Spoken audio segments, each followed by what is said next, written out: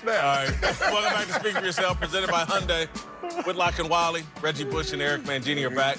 Time now for a big story. Let's move to Dallas. Run it back. Where the Cowboys are regrouping after a disappointing loss to the Saints on Sunday night. The Cowboys have one of the most explosive offenses in the league, but the Saints held them to just 10 points. And after the game, Jerry Jones had some interesting comments about how New Orleans got the win.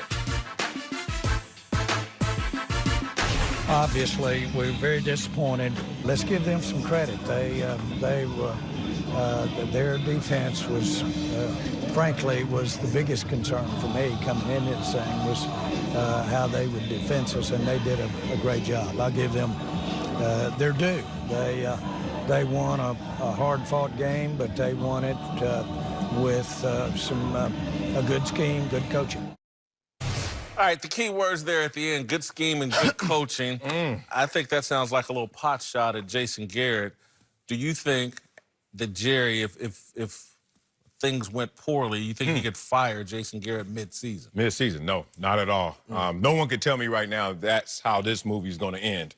If you think about it, they were rolling before this game. Again, they only lost by 2 on the road in the Superdome to the New Orleans Saints. It was a big loss, though. You know, Drew Brees wasn't playing. They still paying you, Reggie? I'm just saying, like, can we talk about the facts? It is. But are we really going to, like, be caught off guard and think that it's profound to hear Jerry Jones say that Sean Payton is a better coach than Jason Garrett? Like, is that what we're going to now use to start some smoke? Like, oh, he got out-coached. I think that's going to happen. I think you walk into that situation saying schematically maybe we don't have the edge. By coaching, maybe we don't have the edge on the sideline, but we still have a great team. So you don't abort mission now. The only time that Jerry fired someone mid-season, let's go back to when it was Wade Phillips. After an 11-5 season, Super Bowl aspirations, they start off 1-7, not 3-1. So no, I don't see this movie ending that way. Yeah, I think Jerry Jones is one of the most loyal coaches. I don't think he's going to fire owners, sorry. I don't think he's going to fire Jason Garrett halfway through the season. But I have a question, though. Because I don't feel like we saw anything new. Like, everybody in the world knows the recipe to stopping the Cowboys is stopping Zeke. Everybody knows that. That's nothing new. This isn't groundbreaking evidence. Like, we already knew that. And so my question is again, how do we... I'm sorry, I'm losing my point right now. We're talking about the Saints. Sorry. That money talking. He's like, what did the owners tell me to say for the Saints? Here's what I'll say. So yesterday, watching on TV, I thought there's a lot of post-safety defense. They were going to get 8 in the box to stop Zeke, and then they were going to play man-to-man, and that Dallas didn't have an answer for the tight man-to-man. I went and watched the coaches' tape today. You know what happened?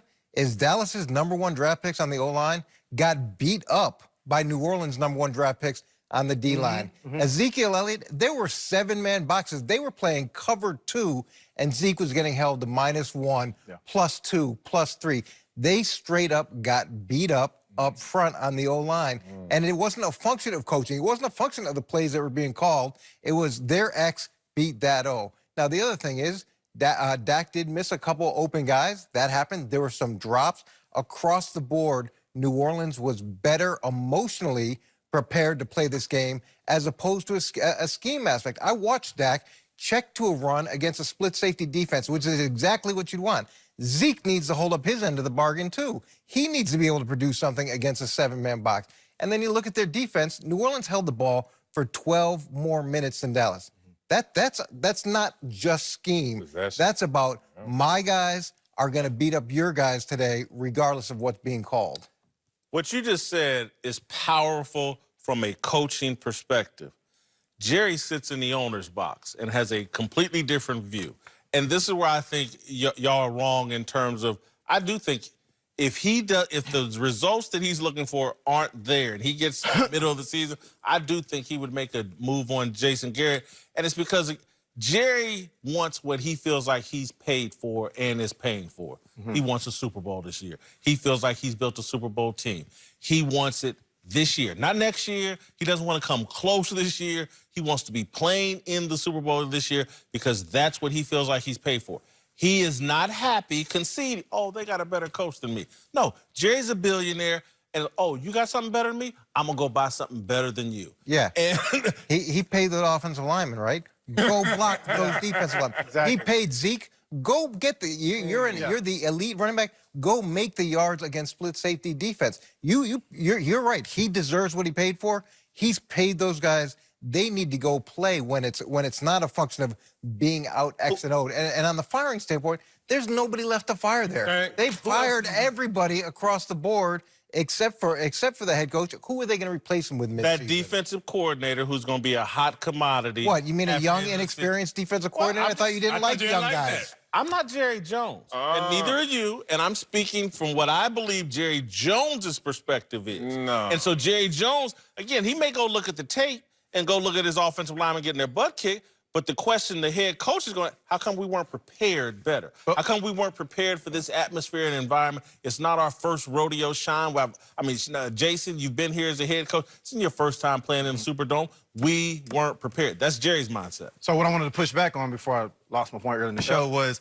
how come they weren't adjusting, right? When you figured out certain things were not working, right? And this is where I feel like the inexperience of Kellen Moore maybe plays a part in this, because find a way to get Zeke the ball other ways. Maybe some screens. Let's get him out wide. Let's find ways to get him the ball in space, because when you see a defense is having a lot of success, right, and it's slowing down your offense and it's slowing down Dak, let's find ways to adjust, because the greatest coaches find ways to adjust at halftime. Not if they're not blocking, though. Any point in the game, yes, you can. If the offensive line is not blocking well, not protecting that quarterback, let's find a different way. This is not working out for us today. Let's find a different way to get to that. Well, for me, I'm staying narrowly focused on this question. You're not going to make Jason Garrett your ex when you don't know who's your next. And there's no one out there looking more attractive than Jason Garrett. Chris Richard. No, I'm telling you. I'm not taking a shot. I'm not taking a shot. But one, you have to also understand the managing of these personalities and this team, the mental makeup of the Dallas Cowboys. That's something that we never give credit to for a coach, but that's something that is a part of what Jason Garrett is doing wonderfully with this squad. You got to think about what could be discipline issues, what could be emotional letdowns and critical moments. This team is rising. This team is climbing. Is it at the pace of Jerry Jones? No. But then perfect is the enemy of good. You're going to get rid of a good coach and get what? Because Sean Payton, who you had your eye on, just signed an extension. He's not going anywhere. So who is the other Sean Payton's the perfect example. Sean Payton made his bones in Dallas, and he got away and became the second best coach in the NFL. If Jerry Jones reaches the conclusion like, oh, this young defensive coordinator I got is a hot commodity around the league, he might be the next Sean Payton, I think Jerry Jones is willing to, roll the dice with this young guy because Sean Payton got away. And I just look at this team. They weren't prepared for that environment. Tony Dungy said it before the game. He said the crowd noise was going to be a problem, and it was going to affect their offensive line play. And I kind of rolled my eyes. I'm sure, Reggie, you didn't, because you played in the Superdome many times. I was at the game. Yeah, and I'm sure, Eric, you understand that I do think that hurt the communication of their offensive line, and the offensive line did play poorly.